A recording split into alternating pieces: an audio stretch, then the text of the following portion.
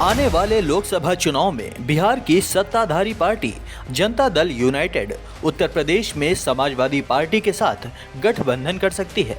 वहीं केंद्र में जनता दल यूनाइटेड समय आने पर कांग्रेस के साथ जाने का मन बना रही है। इस बात का खुलासा जनता दल यूनाइटेड के राष्ट्रीय अध्यक्ष राजीव रंजन सिंह उर्फ ललन सिंह ने खुद किया है।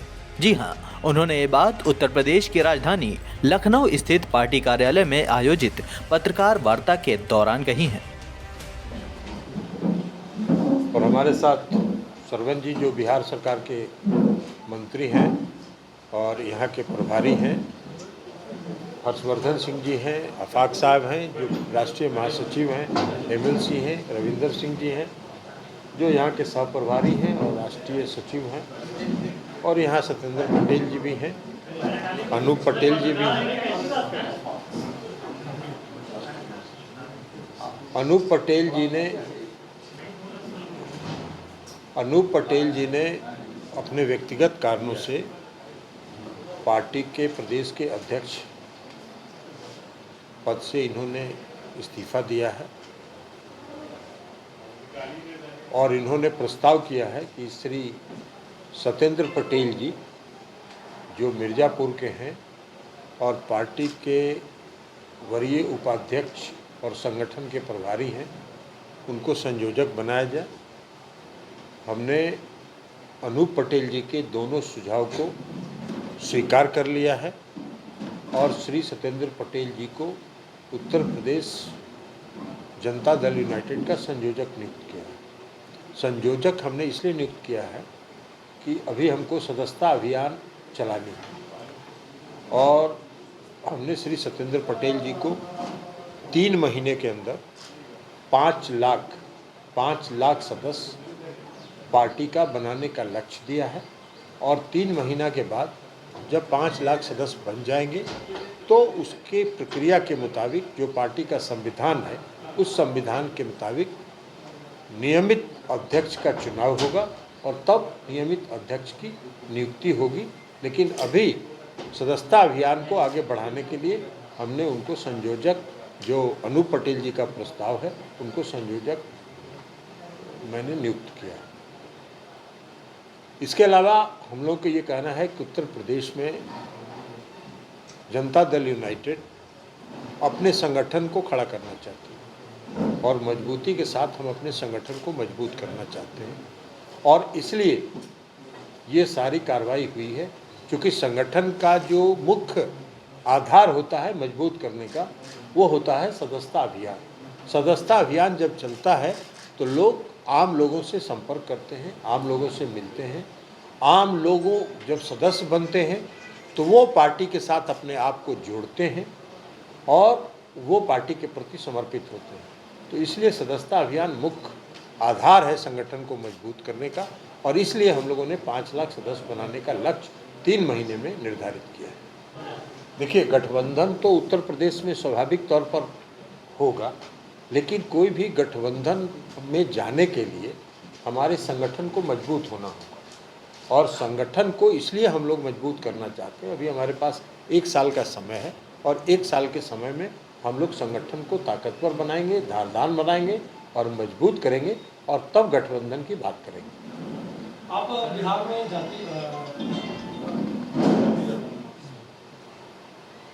आरक्षण की बात करते हैं, क्या उत्तर प्रदेश में आरक्षण को लेकर ऐसी कोई समीकरण तैयार है आपकी तरफ से या फिर आप जातीय जनगणना के पक्ष में हैं या नहीं?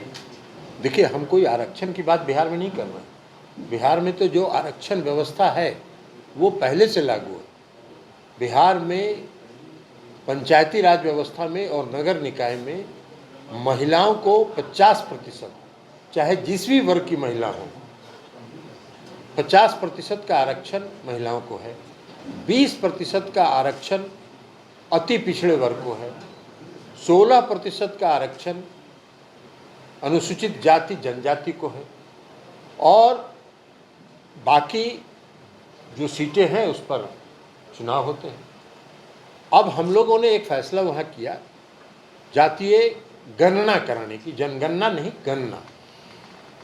चूँकि हम लोगों ने केंद्र की सरकार से मांग की थी पहले और सभी पार्टी के पूरे सर्वदलीय प्रतिनिधिमंडल श्री नीतीश कुमार जी के नेतृत्व में प्रधानमंत्री से मिला था और उन्होंने आग्रह किया था कि पूरे देश में जो जनगणना होने वाली है उसमें जाति आधारित जनगणना होनी चाहिए, क्योंकि इसके पहले 1931 में देश में जातीय जनगणना हुई थी और 1931 के बाद कोई जातीय जनगणना नहीं हुई।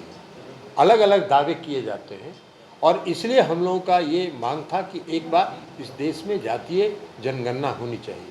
केंद्र की सरकार ने इसको स्वीकार नहीं किया और राज्य की सरकार ने नीतीश कुमार जी के नेतृत्व में सभी दलों ने वहाँ के सर्वसम्मति से गणना हो रहा है। जातीय गणना 31 मई तक का लक्ष्य है। 31 मई तक जातीय गणना पूरी हो जाएगी। एक चरण का काम, मकानों को चिन्हित करने का काम पूरा हो चुका है और अब घर डोर टू डोर जाके गिनती करने का काम प्रारंभ हो गया है, जो 31 मई को समाप्त हो जाएगा। और एक बार जब जातीय गणना के आधार पर पता चल जाएगा कि किस समाज के, किस समुदाय के लोग कितने हैं, तो उसके आधार पर जो आगे की नीति बनानी होती है सरकार को, उस नीति को बनाने में सरकार को सुविधा होगी। और इसलिए हम लोग गणना करा रहे हैं, बल्कि हम लोग चाहेंगे, पहले भी हम लोगों ने मांग किया है और आज हम लोग ये चाहेंगे कि पूरे देश में केंद्र की सरकार को जो जातीय जनगणना होने वाली है उसमें जाति आधारित जातीय जनगणना होनी चाहिए। ये मांग हम लोगों का पहले भी था, आज भी।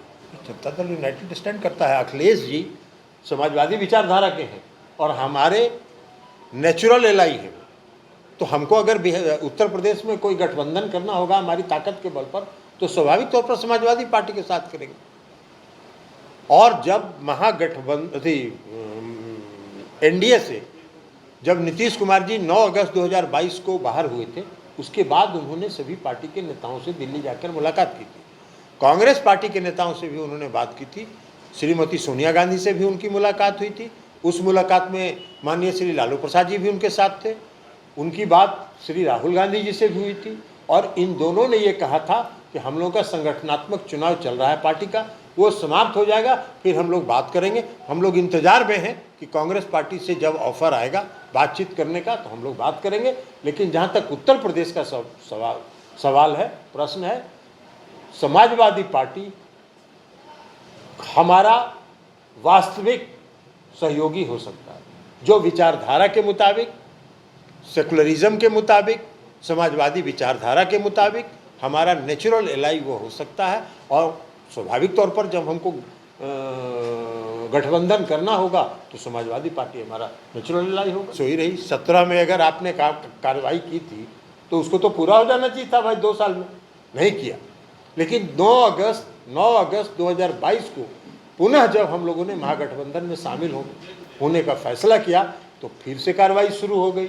ये तो साफ दर्शाता है कि आप पूर्वाग्रह से ग्रस्त होकर ये कार्रवाई कर रहे हैं और केंद्र सरकार की जो एजेंसियां हैं उसका दुरुपयोग कर रहे हैं। देखिए, यह जो तमिलनाडु की घटना थी, ये तमिलनाडु की घटना पूर्णतः भारतीय जनता पार्टी का अफवाह फैलाने का, इस प्रदेश में और तमिलनाडु में भी और बिहार में अफवाह फैलाने का एक सुनियोजित षड्यंत्र था।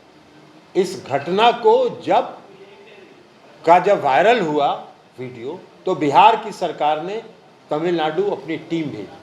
तमिलनाडु की सरकार ने भी उसकी जांच कराई और जांच कराने के बाद तमिलनाडु की सरकार और बिहार की सरकार इस नतीजे पर पहुंची है कि कोई घटना घटी ही नहीं। और अभी बाद में मालूम हुआ कि ये सारे घटने का षड्यंत्र पटना में ही रचा गया था कुछ लोगों के द्वारा। गर्दनीबाग के मोहल्ला है एक, वहाँ एक सुनियोजित ढंग से एक कमरे में मजदूर किसी को बना के पट्टी लगा के और उसका फोटो शूट किया गया था और उसी को 2 दिन के बाद वायरल किया गया। तमिलनाडु की सरकार ने जब इसकी जांच कराई तो पता चला कि इसमें कई लोग सम्मिलित थे जिनकी गिरफ्तारी भी हुई है और समाचार पत्रों में भी पता चला है। आप गिरफ्तार जो लोग हुए हैं उनको देखने से आपको साफ पता चल जाएगा कि कौन इस षड्यंत्र के पीछे शामिल था। देखिए, गठबंधन बीजेपी के सामने बहुत ही मजबूत है। 2015 में जब विधानसभा का चुनाव हो रहा था तो महागठबंधन था वहाँ, और उस समय महागठबंधन में सिर्फ 3 पार्टियाँ थी, जनता दल यूनाइटेड थी, राष्ट्रीय जनता दल थी और कांग्रेस पार्टी थी। और देश के आदरणीय प्रधानमंत्री श्री नरेंद्र मोदी जी ने बिहार की विधानसभा में 42 आम सभा किया था, जो अपने आप में रिकॉर्ड है। कोई भी देश का प्रधानमंत्री एक राज्य के विधानसभा के चुनाव में 42 आम सभा नहीं करता है। लेकिन उसके बावजूद भारतीय जनता पार्टी को मात्र 53 सीटें मिली थी, मात्र 53 सीटें मिली थी। तो और आज की तारीख में जो हमारा महागठबंधन है उसमें 7 दल है। तमिलनाडु और बिहार के बीच में एक मतभेद पैदा करने का और जो विपक्ष की एकता है उस एकता की ताकत को कमजोर करने का ये असफल प्रयास था, जो पूर्णतः असफल हो गया। अब वही भारतीय जनता पार्टी के लोग जो बिहार में हल्ला कर रहे थे बिहार की विधानसभा में, अब मुंह छिपा के बाएं दाएं घूम रहे हैं। बीजेपी के नेताओं का बड़ा हाथ रहा था, उनकी गिरफ्तारी ना होगी, तैयार हुई है तमिलनाडु में, बिहार की सरकार भी जांच कर रही है। जो भी उसमें शामिल होंगे वो पुलिस जांच का विषय है, जो भी उसमें शामिल होंगे और जिनके खिलाफ भी साक्ष्य मिलेगा इस तरह का अफवाह फैलाने में, निश्चित तौर पर बिहार की सरकार उस पर कार्रवाई करेगी।